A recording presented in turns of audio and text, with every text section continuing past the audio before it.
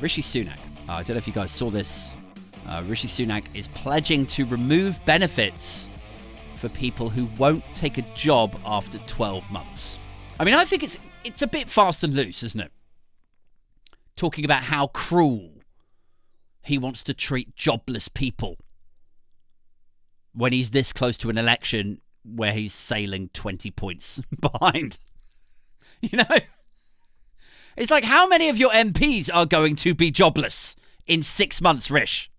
How many of them are going to be thrown on the scrap heap with your abysmal polling for both the party and yourself? How many of them are going to end up long-term unemployed? Who's going to employ Jonathan Gullis after the GE? Who's going to come for Ben Bradley? Who's going to look after Ben Bradley, man? And, you know, the others, Scott Benton, James Daly. Who's going to hire them after they lose their seats in the election? I mean, put yourself in the shoes of Jonathan Gullis.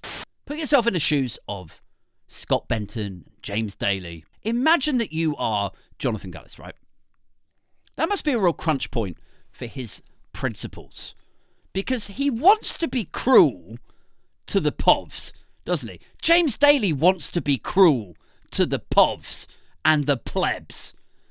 But also, you know, that's why they all come out with this stuff about, like, Ben Bradley said about, like, oh, don't give the free school meals to the kids because they'll only sell the stuff and then go and spend it on crack or brothels or something. It was something along those lines, wasn't it, with Ben Bradley? Something about crack dens and brothels and people spending their welfare money in there. Anyway, my point is, you know, they all want to be cruel to broke, struggling people. But also, they must be tempted at this stage, right, when Rishi Sunak is announcing policies like this.